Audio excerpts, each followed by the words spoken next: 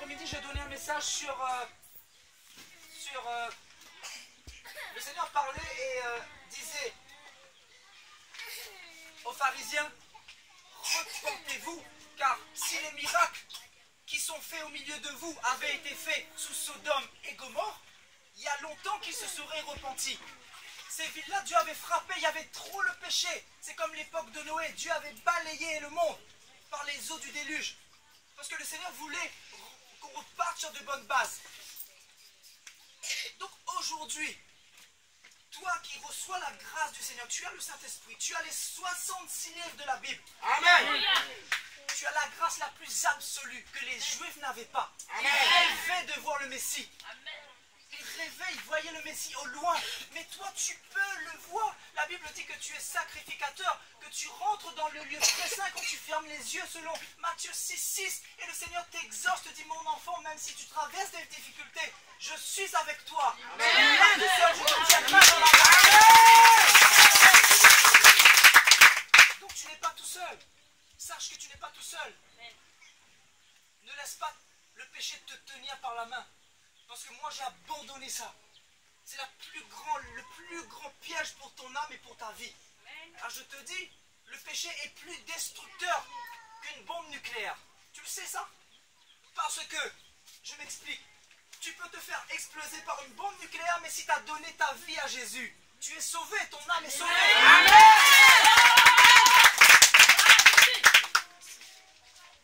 Mais si tu meurs dans le péché et que tu te retrouves en enfer, là tu ne pourras plus te repentir. Ça sera trop tard. Nous nous souvenons dans Luc 16 de l'histoire du riche et de Lazare, bien évidemment, frères et sœurs. Donc c'est une réalité. Vous êtes la lumière du monde, vous dit le Seigneur. Amen. Et je veux que votre lumière luise devant les autres. Amen. C'est vos prières qui font la différence. C'est pas la prière du musulman, parce que lui il est dans les ténèbres. C'est pas la prière du catholique, lui il est dans les ténèbres. C'est pas la prière du témoin de Jéhovah, il est dans les ténèbres. C'est pas la prière de toutes les sectes que vous pouvez trouver dans le monde, ils sont dans les ténèbres. Toi, tu as du prix, tu as la valeur, et le message que tu reçois aujourd'hui, c'est un message puissant, ça doit pénétrer ton cœur. Tu dois changer d'identité à partir d'aujourd'hui. J'ai dit, partout où je mettrai la plante de mon pied, si une personne ne change pas à l'intérieur, c'est qu'il est destiné à l'enfer. Moi, ma vie est un témoignage. Je prêche ce que je vis. Je ne serais pas du haut de la chair si je ne vivais pas si je prêchais pas ce que je vivais, si je n'avais pas vécu le brisement par le Seigneur. Je suis passé par la souffrance. Le Seigneur m'a fait passer par 99 chemins. J'ai voulu mener ma vie comme bon me semblait. Le Seigneur a dit, vas-y, j'ai tout mon temps. J'ai tout mon temps, vas-y. 19 ans, 20 ans, 21 ans. Oups, il n'est pas encore brisé. 22, 23 ans, on va bien le persécuter comme il faut, bien tailler comme il faut là. Bien lapidé comme il faut. 24 ans, il ne comprend pas, toujours avec des femmes. 25 ans, 26 ans. Ah, là, le Seigneur commençait à m'appeler. J'ai senti l'appel puissant du Seigneur. Mais le Seigneur disait, c'est pas encore l'heure, on va bien le tailler encore comme ça par sa famille là. Comme ça. On va bien l'émonder, on va bien le façonner comme il faut. Arrivé à 27 ans, 28 ans, là, le Seigneur, boum. Le Seigneur a dit, je te mets à part, sanctifie-toi. Et là, j'ai su pourquoi j'avais vécu cette vie de souffrance, de persécution, cette vie d'épreuve. Parce que le Seigneur avait un plan pour moi. Le Seigneur a un plan pour toi. Amen. Et je te dis que tu verras la gloire de Dieu dans ta vie. J'étais comme toi, je me dis, mais est-ce que le Seigneur peut utiliser quelqu'un comme moi? Aujourd'hui, j'impose les mains aux gens, les yeux s'ouvrent. Est-ce que tu comprends la puissance de Dieu? La Bible dit en 1 Corinthiens que le Seigneur prend les choses viles du monde, de la terre, il t'a façonné. Il est capable de changer ton histoire. Amen. Il peut passer par toi pour imposer les mains à quelqu'un de malade dans ton village. Amen. Amen. Et je pense que tu vas recevoir une onction particulière aujourd'hui. Amen. Parce que tu ne vais pas ressortir de là sans que tu aies reçu une grâce qui vient de Dieu. Amen. Quand nous ne prêchons pas le mensonge, nous prêchons le royaume des cieux. Et là où il y a le royaume des cieux, il y a la gloire de Dieu qui s'appelle. Si tu es malade, tu vas voir la gloire de Dieu aujourd'hui même. Amen. l'évangile. L'évangile, c'est pas un jeu, frères et sœurs. C'est la puissance et la manifestation de la main de Dieu. Mais tout se passe sur la base de la parole. S'il n'y a pas la parole, c'est pour ça qu'il est important d'avoir la Bible. C'est pour ça que moi, j'ai à cœur. Bon, j'ai déjà fait un acte prophétique, d'accord?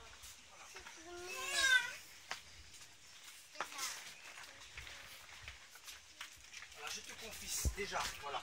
Voilà, j'ai te confié 15 000 pour les Bibles déjà, dans un premier temps. Voilà. Est-ce que tu peux acclamer le Seigneur? Je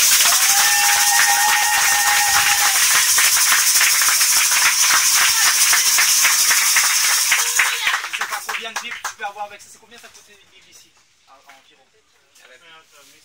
Voilà, d'accord. Après, je complète tout ça. Il y a déjà 10 Bibles. Est-ce que tu peux acclamer?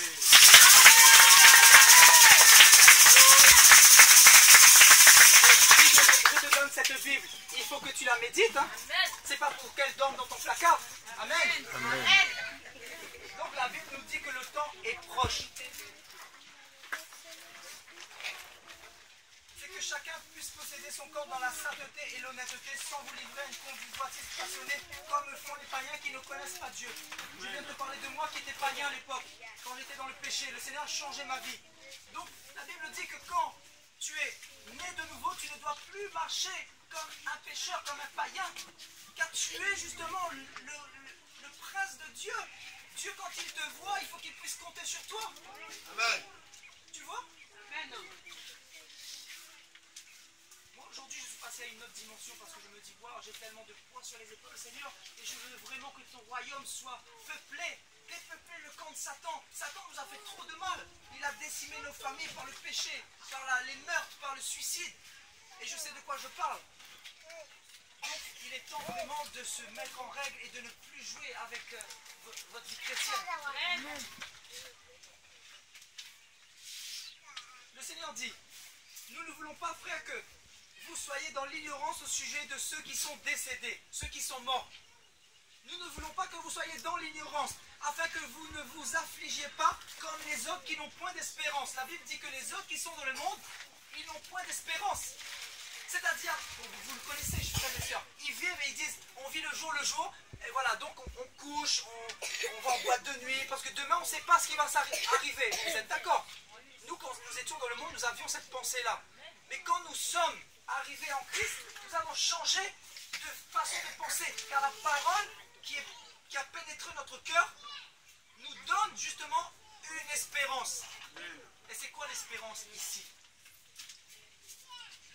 Au sujet de ceux qui sont décédés, afin que vous ne vous affligez pas comme les autres qui n'ont point d'espérance. Car si nous croyons que Jésus est mort et qu'il est ressuscité, croyons aussi que Dieu ramènera par Jésus et avec lui ceux qui sont décédés. Donc là, la Bible nous parle de la résurrection. Il y aura une résurrection. Donc la résurrection, quand Jésus-Christ reviendra, les morts vont ressusciter premièrement. Et ensuite, nous les chrétiens véritables qui marchons avec le Seigneur fidèlement, nous serons enlevés. Si toi tu es prêt, ta femme n'est pas prête, elle restera et toi tu partiras. Et elle sera dans les larmes. Amen. Si toi tu es avec le Seigneur, ton enfant sera enlevé. Et là tu vas te mettre en question et tu vas te dire, waouh, si j'avais entendu ce que l'homme de Dieu disait, je me serais préparé.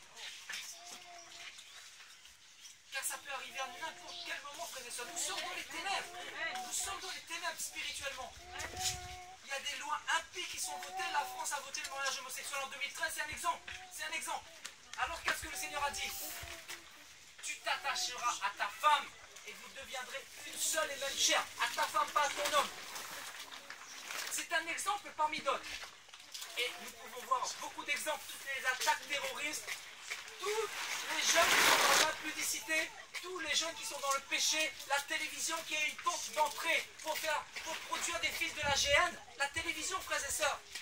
Les jeunes deviennent les prostituées du système actuel. Ils sont en train d'idolâtrer des stars, des Beyoncé et tout ça. C'est en train de tuer leur âme et ils ne se rendent pas compte. C'est l'amour spirituel, c'est le voile. La Bible dit que le diable a aveuglé l'intelligence du monde afin qu'il ne voie pas briller la splendeur de l'évangile de Christ. Amen. Donc le diable, son système est présentement présent. Il a mis un système justement pour aveugler ton intelligence. Et ce que je disais cet après-midi, le diable, il ne n'a plus besoin de ceux du dehors. Ce qu'il veut, c'est le chrétien, car les autres du dehors l'appartiennent déjà. Amen. Amen. Ce qu'il veut, c'est trouver des stratagèmes, emmener des sorciers dans les structures pour que si tu es dans le péché, voilà, bah, tu tombes encore plus dans la mort spirituelle. Le diable veut t'emmener des petites copines, des petits copains, pour te dire vas-y, vas-y, va te faire du bien. Mais au final, il ne te dit pas qu'il y a la mort spirituelle au fond. La déconnexion avec le Seigneur. Ésaïe 59, 2 dit, le péché met une séparation, une distance entre vous et Dieu. Le péché met une séparation. Et là, je parle ici du péché volontaire. Quand tu reçois le Seigneur, tu ne pêches plus volontairement. Tu peux, bien évidemment, pécher dans tes pensées. C'est normal, nous sommes tous des pécheurs. Moi, le premier. La Bible dit que celui qui dit qu'il n'a pas de péché, c'est un menteur. Nous sommes tous pécheurs. Et tant que nous serons dans ce corps, nous serons corruptibles.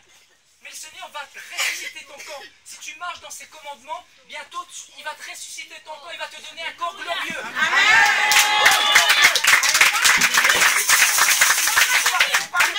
C'est pas le corps que le Seigneur a prédestiné pour toi éternellement. Parce que le Seigneur, dans Genèse 3, il est écrit empêchons-les de prendre de l'arbre qui te permet de vivre éternellement. Parce qu'ils ont désobéi. Adam et Ève étaient éternels. Ils n'avaient pas la notion du temps. Est-ce que vous comprenez? Nous, aujourd'hui, nous avons la notion du temps. On se lève, bon, il est 8h, petit déjeuner, midi, il faut aller préparer à manger, changer les couches des bébés. Nous avons la notion du temps. Nous partons tous après le temps. Ecclésiaste 3 dit, il y a un temps pour tous sous le soleil. Il y a un temps pour naître, un temps pour mourir. Sache que tu vas être... Et les insectes vont te becter un jour. Je dois te le dire. La Bible dit, craignez ceux qui peuvent tuer et le corps et l'âme. Ne craignez pas celui qui peut tuer que le corps. Satan, il peut tuer que le corps. Mais ton âme, c'est Dieu qui est au contrôle. Amen. Et tu passeras devant le trône de Dieu un jour. Amen. Toutes les personnes ici, vous passerez devant le trône de Dieu. Amen. Vraiment que le Seigneur bénisse tous ses enfants. Amen. Vous passerez devant le trône du Seigneur à ne pas changer à partir d'aujourd'hui. Et ce qu'il faut, c'est avoir les clés. Et les clés, c'est quoi? C'est être enseigné. Être enseigné correctement.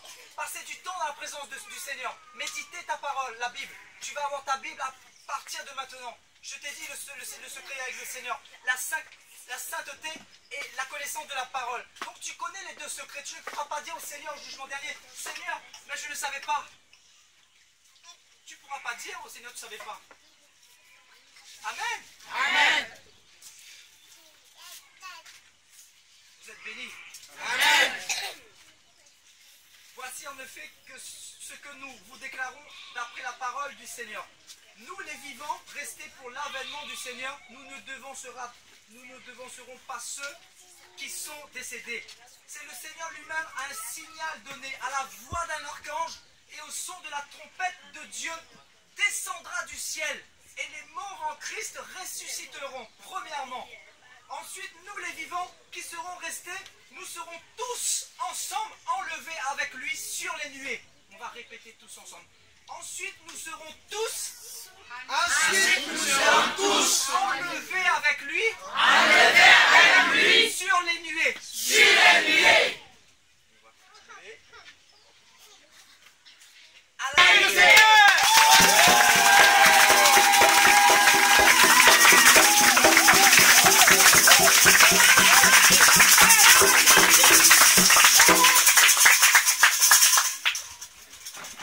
La Bible dit, consolez-vous donc les uns les autres par cette parole. C'est un message de consolation, d'exhortation que le Seigneur a voulu vous donner aujourd'hui.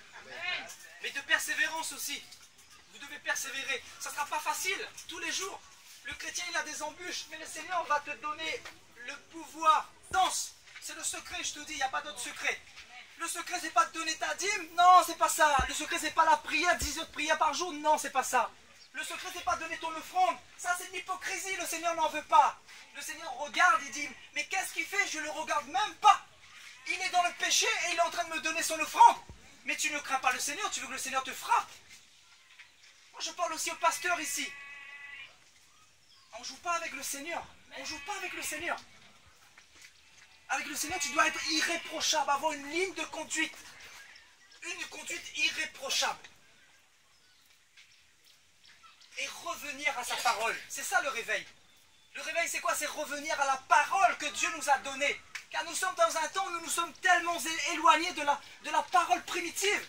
Par la culture, par la tradition des hommes. Et la Bible nous parle de la tradition des hommes. Colossiens 2:8. Attention qu'on fasse de vous la proie par la philosophie, par des vaines tromperies, par la culture et toutes ces choses.